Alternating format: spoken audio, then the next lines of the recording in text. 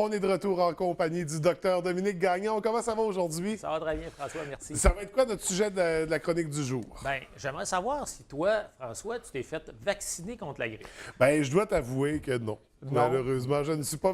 Mais honnêtement, je pense que j'ai jamais eu la grippe de ma vie. Tu sais, on est malade, puis on dit on a la grippe, on a la grippe. En général, c'est des rhumes.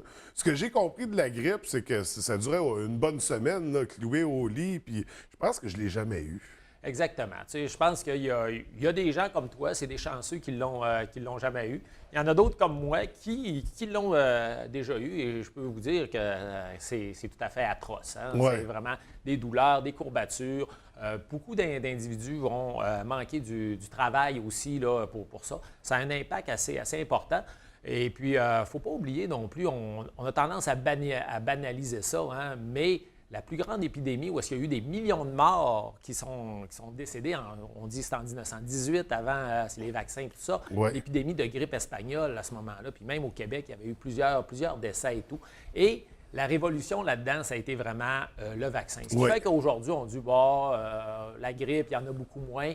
Quand on l'a, par contre, on sait que ça nous atteint fortement. Et puis là, la question qu'on se pose, c'est qui doit se faire vacciner?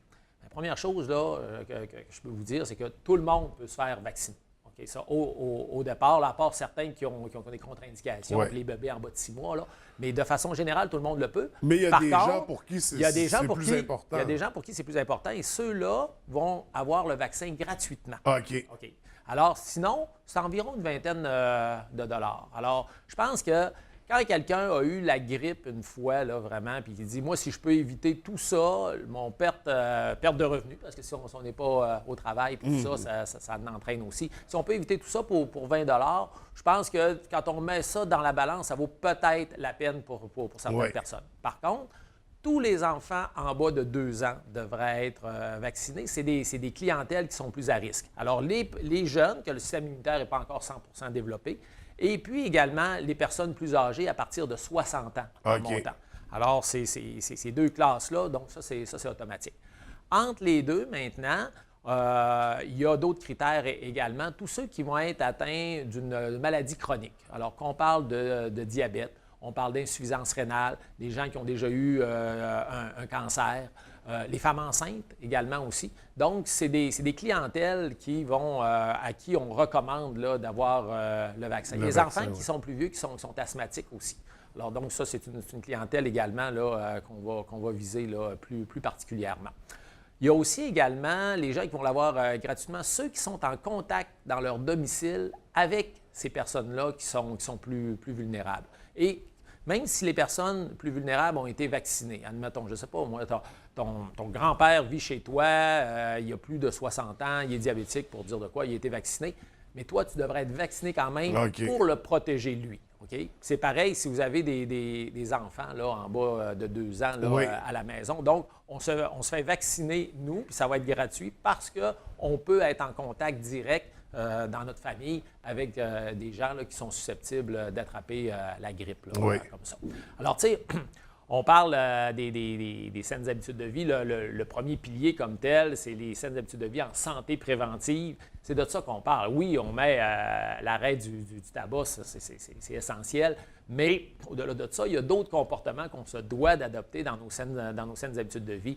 Et la vaccination en est une. En ce moment, la campagne a commencé le 1er novembre et devrait se terminer cette semaine. Donc là c'est le Blitz. Là. C'est la campagne massive. À la baie, ici, c'est au CLSC. Oui. À Chicoutimi, il s'en fait à la place du Saguenay. À Jonquière, c'est dans un centre d'achat là, qui est là aussi. Donc, c'est très accessible aux gens. On va directement là, sur Pas le besoin site. de rendez-vous. On rentre sur le site Internet, tout ça. Ils recommandent le rendez-vous. OK. Par contre, j'ai l'impression que même si les gens se présentent, là, c'est quand même possible de recevoir ce vaccin-là sans que ils ne vous retourneront pas nécessairement, à moins qu'il y ait une longue liste. Là. OK.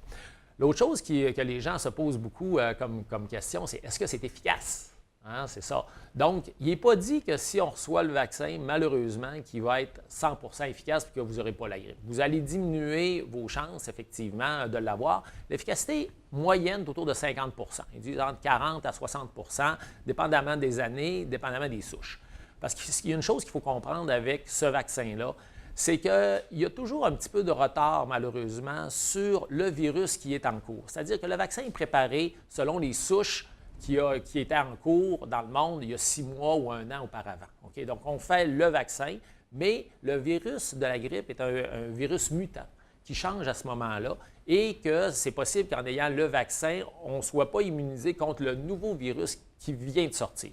Cela dit, c'est ce qui a fait qu'il y a 2 ans, les gens ont été vaccinés puis on a eu autant de grippe que si on n'avait pas eu de vaccin. Ça, c'est il y a 2 ans.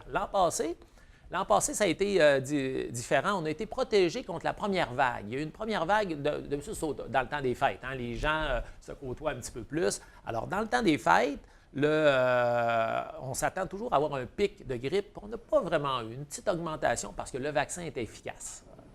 Et par contre, rendu à la fin de l'hiver, au mois de mars, il y a eu une deuxième vague, pas très forte, mais par laquelle moi je suis passé. Le vaccin, à ce moment-là, n'était pas efficace parce que c'était une souche différente. Oui. Mais cela dit, il reste qu'on a été protégé quand même lors de la première vague. Il y a des recherches très intéressantes qui se font au niveau justement des vaccins contre la grippe pour éviter cette espèce de long délai-là. Puis il y a une équipe québécoise en recherche qui devrait, là, d'ici quelques années, sortir un vaccin qu'on va être capable là, de le faire très rapidement, en dedans de peut-être quelques semaines, ce qui fait en sorte que là, on aurait vraiment un vaccin qui s'adapte à la souche précise du virus de la grippe qui nous attend. Alors, ce matin, je te dirais qu'en gros, là, c'est ça le message. Peut-être de préciser aussi une histoire, les gens, on le disait souvent par le passé, ceux qui sont allergiques aux œufs ne devraient pas recevoir le vaccin contre la grippe parce que le vaccin est concocté justement dans des œufs. OK. C'est plus vrai, ça. Okay? Il y a eu des études qui ont clairement démontré que même si vous avez une intolérance alimentaire aux œufs, vous pouvez recevoir votre vaccin, ça c'est sûr. Il n'y aura pas de réaction allergique. Tout à fait. Mais il peut y avoir quand même quelques effets secondaires. Là. Oui. Souvent, c'est des effets secondaires plus locaux. Hein? Ceux qui l'ont comme en injection, là, c'est ça, des douleurs locales, c'est ça, des rougeurs, un malaise. De temps en temps, il y en a qui vont dire « Ah, j'ai attrapé la grippe après avoir eu le vaccin ». C'est peut-être plus un petit syndrome viral, là, dans le sens qu'il y a eu un petit peu de fièvre quelques jours, mais pas plus que ça. C'est loin d'être ce qu'on appelle la vraie grippe. On colle l'étiquette de la grippe sur bien des problèmes de santé, bien des maladies. D'ailleurs, ça pourrait peut-être être intéressant éventuellement de faire une chronique pour distinguer la grippe d'un rhume puis d'autres problèmes de santé comme ça. Bien, quand on aura un pic là, de grippe cet hiver, on pourra faire ça.